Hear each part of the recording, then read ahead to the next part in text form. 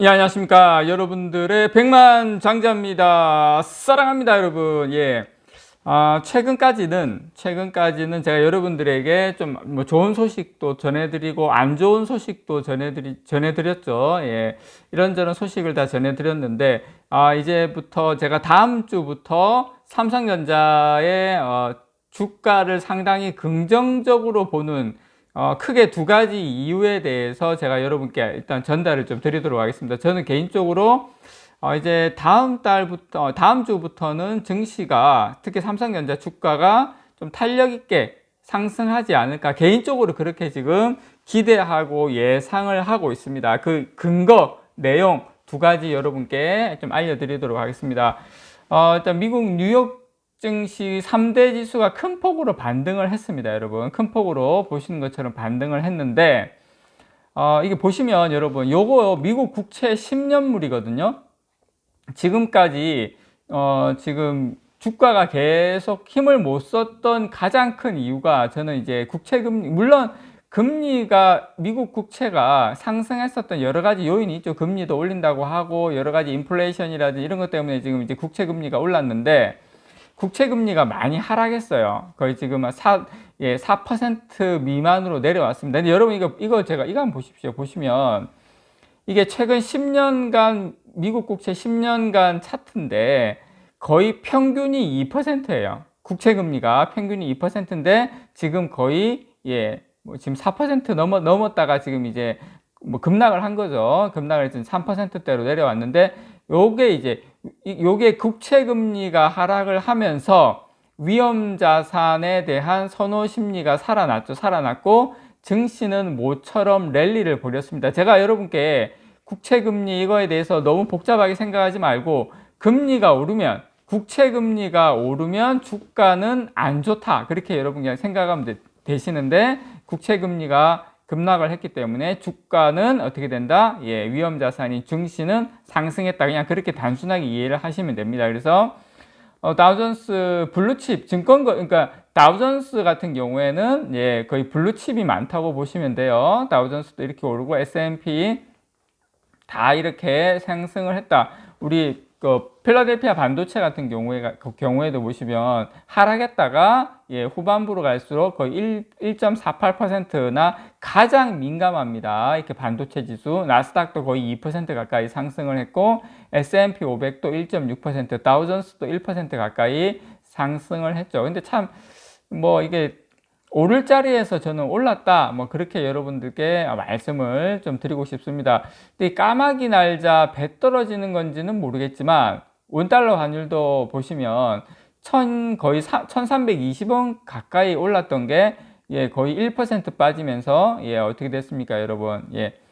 지금 1300원까지 거의 1300원 깼죠. 마감할 때는. 그래서 요 정도로 지금 급락을 했다라는 거. 원달러 환율도. 자, 원달러 환율이 급락하면 주가에는 장기적으로 좋다라는 거. 그래서 저는 이제 추세적으로 다음 주부터는 좀 상승할 수 있는 그런 좀 분위기로 돌지 않을까, 개인적으로 좀 기대를 합니다, 여러분. 그래서 일단 지금 증시에는 전반적으로 호재로 지금 작용하는 것들이 많이 늘어나고 있다라는 거 여러분께 말씀을 좀 드리고 싶습니다. 자, 일단 채권이 이렇게 돌아서고 있고요. 저는 여러분들에게 이제 지금 오늘 개막을 했습니다. 양회가, 중국의 양회가 이제 개막을 했는데요. 자, 여러분 보시면 중국 경제 성장률인데요.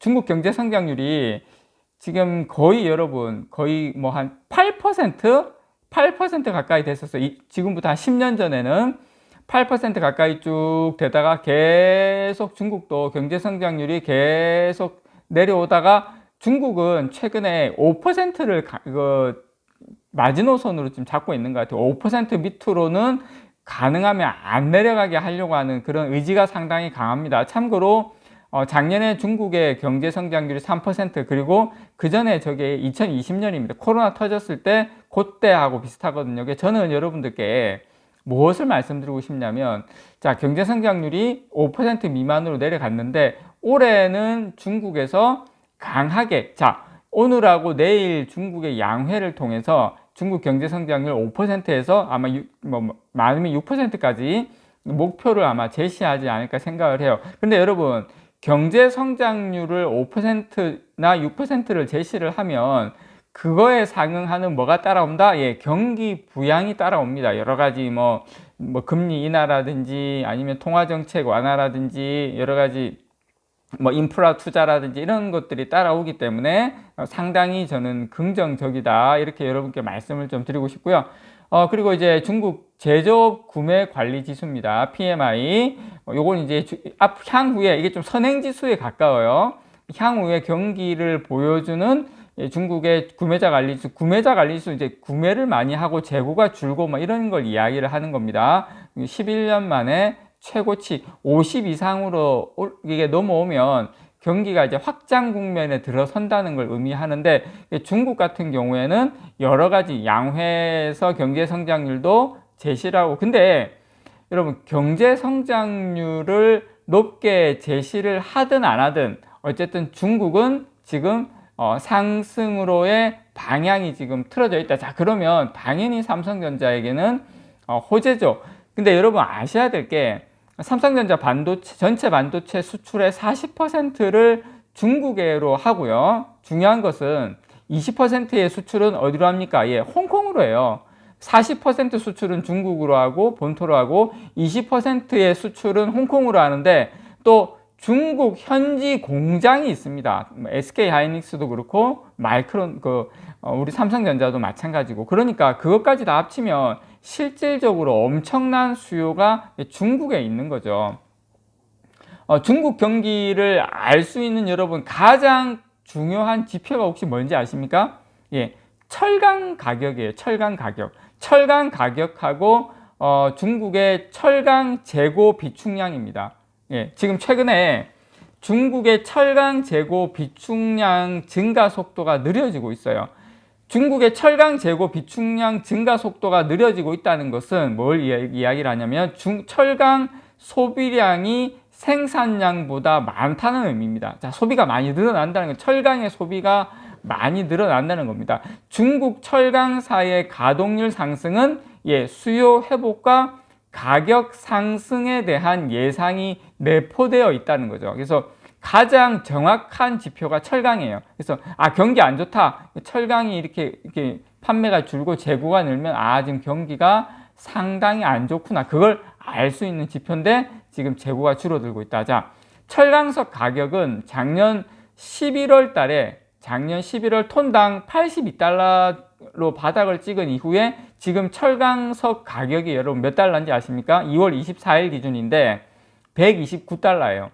철강석 가격이 57%나 올랐습니다. 그래서 지금 중국의 바닥 경제는 상당히 지금 상당히 급등하고 있다. 작년 3월에 톤당 159달러였거든. 작년 3월에 계속 고점을 찍은 이후에 작년 11월 달에 거의 82달러까지 반토막이 났다가 다시 이제 철강 가격이 급등하고 있다. 그래서 철강주는 중국 경기에 가장 큰 영향을 받는다라는 거 여러분들께 말씀을 좀 드리고 싶고요.